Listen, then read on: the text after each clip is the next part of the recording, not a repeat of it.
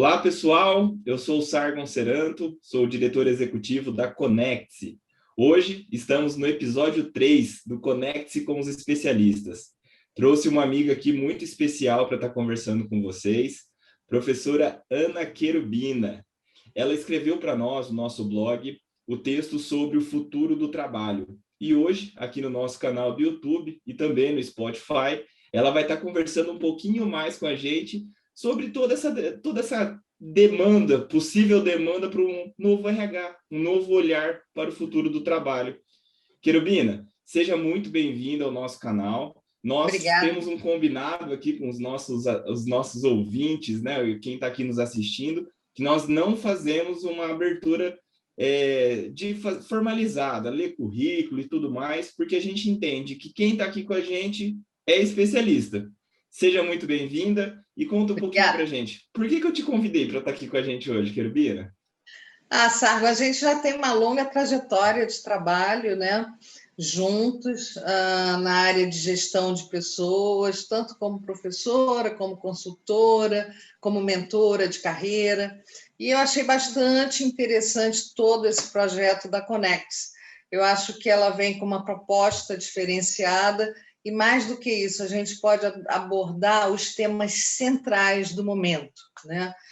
Ajudar organizações a se reinventarem, eu acho que é o nosso grande papel hoje.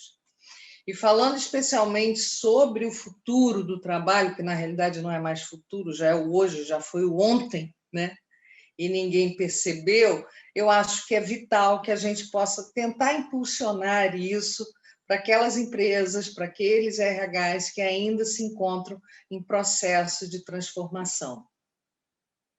Legal, Querubina. E eu acho que você deixou uma fala aqui que a gente vem comentando isso, né, nos nossos outros episódios, que a transformação, né, essa mudança toda que a pandemia trouxe, principalmente, né, nesse cenário de educação, nesse cenário de um movimento forçado à distância, principalmente no Brasil, que é um povo acolhedor, que tudo que gostaria de fazer quer fazer presencial, aglomerando, fazendo junto. E agora o RH, todas as ações que o RH normalmente tinha, era sempre em algum movimento presencial. E agora, né? O que você coloca, né? Como assim esse ponto central, né? Vamos, a gente entende que o mundo está nessa enorme mudança que talvez a informação, né? Existe aquele estudo que a informação agora o conhecimento a cada 3 horas já praticamente se multiplicou. E aí, e para o RH? O que era ontem, quando começou a pandemia, já era uma coisa, hoje já virou verdade, que amanhã já tem um novo desafio. Sargon, você sabe que eu acho que todo esse movimento da pandemia, embora tão catastrófico para a humanidade, né, ele trouxe grandes lições. Uma das maiores lições que eu consigo enxergar em termos de desenvolvimento de pessoas, em termos de gestão, foi a quebra de um grande paradigma, inclusive na educação. É incrível dizer isso, mas eu que dou aula, né, praticamente toda semana e que tivemos que passar de um momento para o outro, para o online, né? Ou seja, em tempo real, pelo menos, eu diria a você que o paradigma quebrado foi que a tecnologia ela afasta pessoas, contrariamente. E os RHs têm usado isso com grande galhardia. Embora eu pense que dentro de todo esse movimento, a gente tem aí todo um trajeto, né? Inclusive a gente até escreveu no nosso post, que foi com relação a todas as mudanças que vêm acontecendo no mundo do trabalho, que teve seu início na globalização, onde ali a gente se quebrou fronteiras e, a partir daí, as competências tiveram que ser mudadas, os modelos de gestão. A tecnologia como uma das maiores impulsionadoras, até porque as demandas de mercado mudam, logo as demandas organizacionais também. E, por último, esta pandemia, né, que é um fenômeno que faz com que haja uma transformação mais profunda. Porque as primeiras e segundas, né, transformações das quais eu falei, que foi a globalização, que foi a pandemia, sempre com foco em negócios, com foco em mudanças, com foco no capital mesmo, vamos dizer, mas não necessariamente no capital humano. A pandemia ela trouxe para o mundo do trabalho uma vertente até então dissimulada, disfarçada. Era um discurso muito falso, vejo eu dessa forma. Claro que com grandes exceções de organizações que têm uma visão, que têm um foco em pessoas.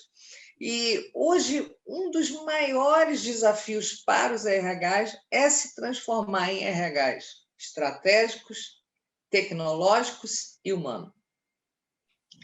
Então, essas três, vamos dizer assim, essas três vertentes fazem com que haja um movimento significativo, ou melhor, de mudança total da essência do RH. E não somente da essência do RH, porque quando a gente fala sobre isso, nós automaticamente estamos abordando um tema que ele é a base, que ele é o alicerce, que chama-se cultura organizacional. Então, os RHs hoje, eles têm, talvez, grande parte das organizações não tenham a mínima noção da proporção da mudança no mundo do trabalho. Por quê? Porque muitos estão focados nos seus problemas pontuais. Eu ouço, por exemplo, por parte de algumas empresas, precisamos dar suporte às pessoas que tiveram perdas, né, de entes queridos, ou que estão com síndrome de pânico, ou que estão, de alguma forma, perdendo em produtividade. E eu olho para aquilo ali e eu digo, meu Deus do céu, ainda não entenderam. Porque, na verdade, o que nós precisamos são de organizações com culturas diferenciadas. E quando elas têm uma cultura diferenciada, o RH tem muito mais chance de poder se aproximar de um trabalho atual. A gente observa também que no mercado de trabalho, eu diria que as competências hoje são muito mais desafiadoras. Muito mais desafiadoras. E esse é um grande desafio para o RH também. Sim. Querubina, quando você, só fazendo uma pergunta, quando a gente fala assim, né, você tem uma base de clientes, né, que você vem atendendo em um eixo que é fora aqui da nossa área de atuação. A Conex tem uma base de clientes que são de médias e grandes empresas, e quase todas elas possuem aí uma cultura já estabelecida, um formato, um modelo de trabalho. E quando você faz uma menção como essa, né, de que você aí conseguiu já, se deparou com algumas empresas fazendo alguns questionamentos sobre como ajudar, né, a saúde no trabalho e tudo mais, isso está enraizado como se deveria estar como um princípio da organização, como um princípio da cultura? Não. E é justamente isso que eu estava tentando dizer e que você conseguiu pegar o gancho muito bem. Quando a gente fala de saúde mental das pessoas, quando a gente fala do foco em pessoas, esse é o núcleo da cultura organizacional. E muitas organizações estão trabalhando isso de forma pontual, para resolver um problema. Como se a partir dali a pessoa fosse tratada, né? Ou seja, olha, você vai ali ao médico, toma os remedinhos, né? Tem um apoio aí, um suporte aí de 3 meses, a empresa ela financia esse suporte, está tudo resolvido. Não, não está tudo resolvido. Não está. Não está, porque cada vez mais as pessoas começam e mais a buscar empresas que tenham um DNA diferenciado. E o DNA diferenciado é aquele que olha para o mercado, olha para as pessoas, olha para as tendências e consegue se transformar agilmente. Então, a cultura, Sargon, cultura sem propósito e sem valores, ela simplesmente tem marcos das suas características, conservadora ou tradicional, ou mesmo uma cultura que é voltada a resultados, mas cada vez mais nós precisamos desenvolver uma cultura de aprendizagem. de mudança, de abertura ao novo. E eu diria a você que parte desses RHs ainda estão amarrados, porque eles não estão atrelados ao nível estratégico, e sim ao nível administrativo. E isso faz com que haja uma inércia na mudança. Percebe? Na realidade, eu vejo que, se nós pensarmos em um novo RH, esse novo RH precisa caminhar junto. Uma andorinha só, ela não faz verão. E a cúpula, as cúpulas organizacionais precisam abrir, né? Mudar esse mindset para uma aceitação diferenciada. Você quer ver? Um dos maiores desafios que se tem hoje é com relação à diversidade e inclusão. Diversidade e inclusão passou a ser um rótulo, né? Cuidamos da inclusão, mas a inclusão ela não existe se não houver no coração e na mente das pessoas.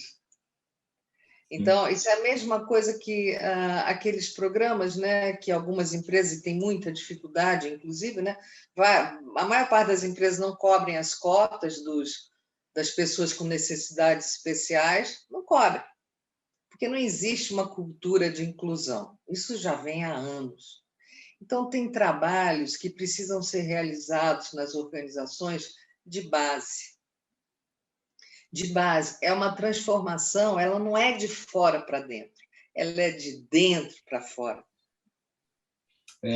Quando você comenta assim, né, Querubina, a gente teve agora nessa semana que a gente está aqui conversando, em maio, a abertura oficial da Conex com um belo exemplo, né, que o Massad, né, o Luiz Felipe Massad, da Magalu, comentou algo muito pontual, né, e veio muito nesse caminho que você está trazendo para a gente, que é acompanhar essas tendências e gerar esse movimento de dentro para fora.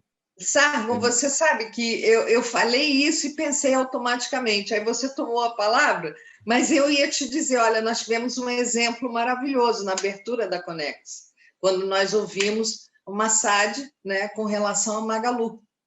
Você veja que mudança, que transformação cultural.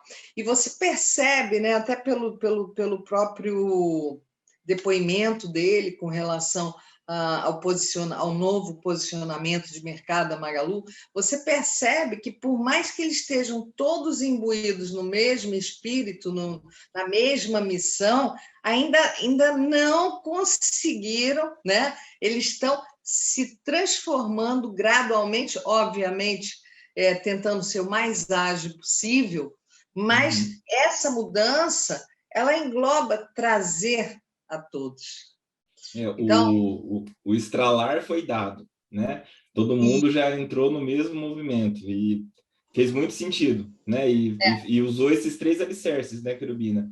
A mudança da cultura, a tecnologia, né, que estão apoiado a essa parte tecnológica e essa cultura de ser junto, né? Tá alinhado junto com a estratégia do RH é a estratégia da gestão. Isso. Então, E ainda tem um outro componente aí, né, Sargon, que é todo diferencial, que nada mais são que as lideranças. Não existe mudança sem liderança. Você tem planejamentos estratégicos maravilhosos, mas que não são compartilhados, não são alinhados. Hoje, o grande papel dos líderes é serem disseminadores da cultura, da missão, do propósito. Organização que não tem propósito, ela não tem atrativo mais. Falam muito dos milênios, né, das novas gerações, e eu costumo dizer o seguinte: o problema não está nas novas gerações. O problema está nos status quo que foram estabelecidos e que querem, de alguma forma, repassar isso. É o grande discurso do talento, né?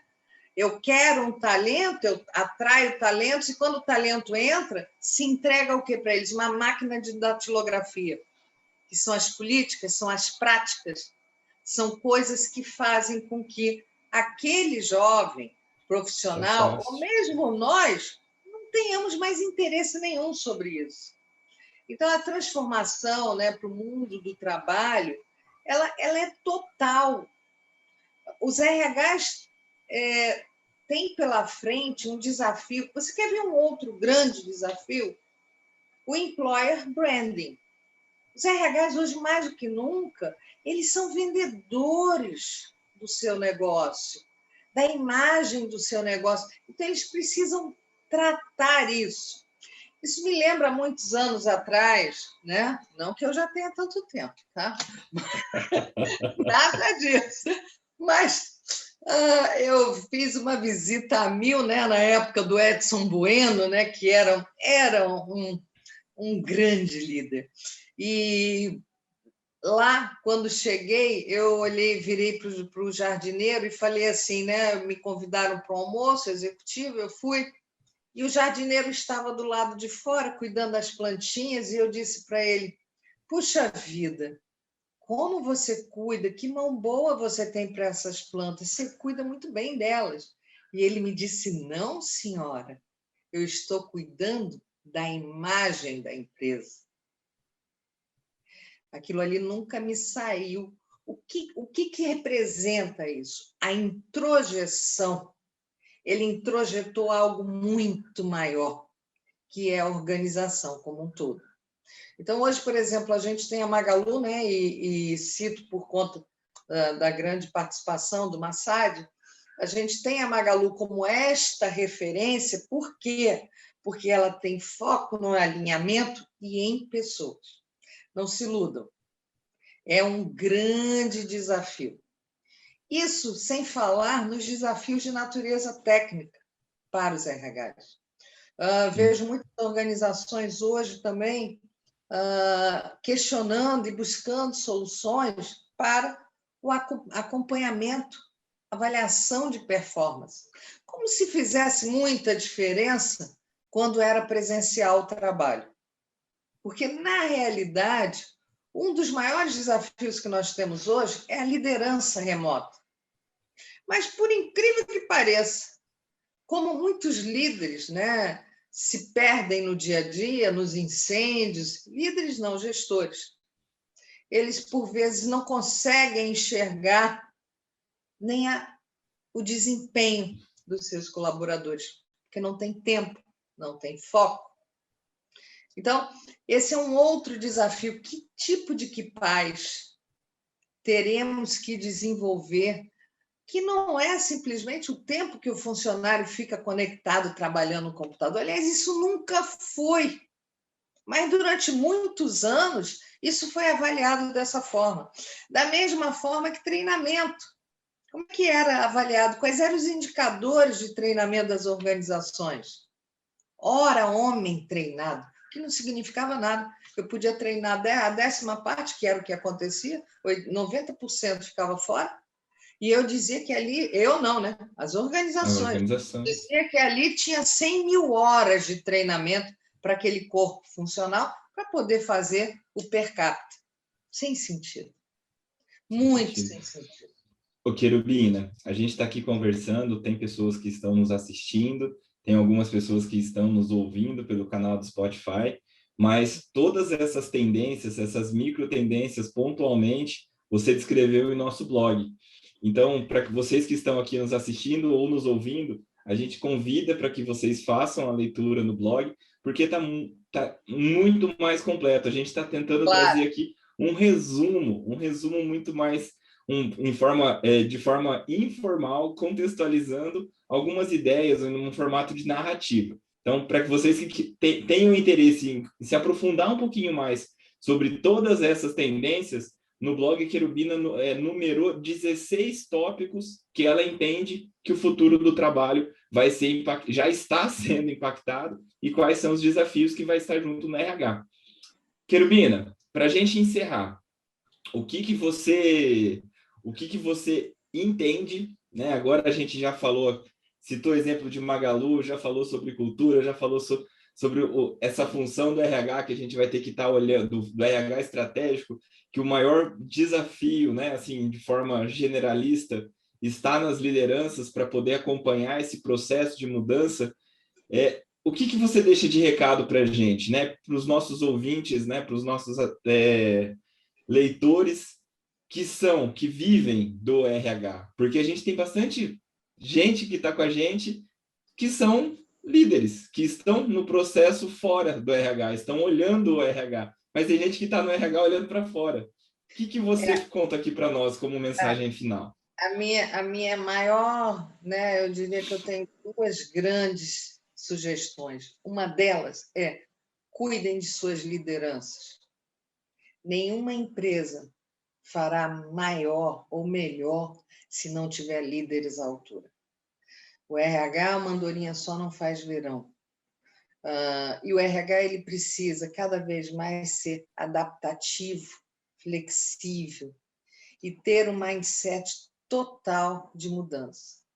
Tem um outro aspecto, né, um elementozinho que eu acho que ele se aplica a todos. Porque quando eu penso em RH, eu penso em gestão de pessoas, que é a curiosidade e o foco em pessoas. Gestão de pessoas sem foco nelas não existe.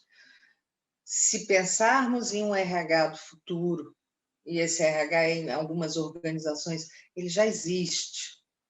A gente tem que pensar num RH que ele tem compromisso com um propósito maior. E um ponto muito importante, que aliás eu tenho até esse post no meu LinkedIn, que é a respeito do RH ser melhor como gente. Nós não podemos querer pessoas melhores, líderes melhores, se nós não somos exemplo disso. Esse é um grande desafio, eu considero. Muito, muito bom, Querubina.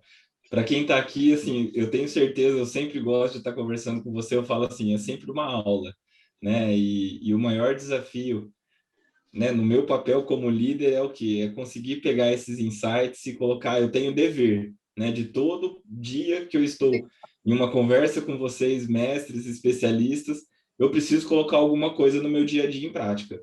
Felizmente, né, eu estou com a caneta e o papel na mão, então eu tenho que fazer acontecer. E hoje, com certeza, eu consegui tirar aqui um insight que vou fazer de tudo para que isso aconteça.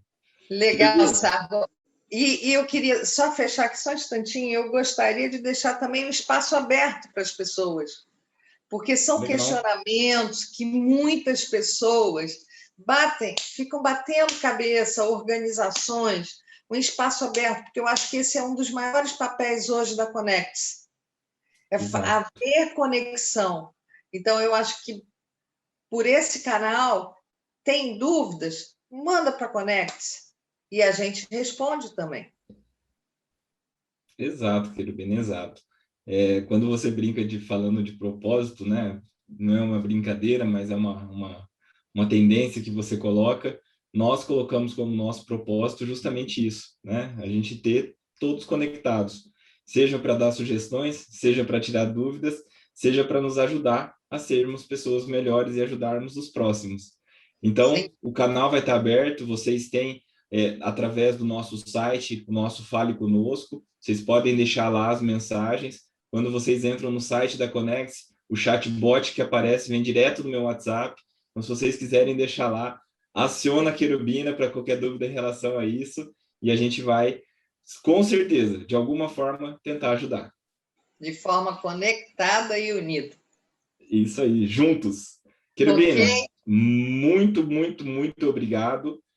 Convido vocês a estarem nos seguindo nas nossas redes sociais, aqui no nosso canal do Spotify, no canal do YouTube. Temos também o LinkedIn, o Instagram e o Facebook. Conecte-se com a gente e vamos lá. Até o próximo episódio. Um abraço. Um abraço, gente. Obrigada.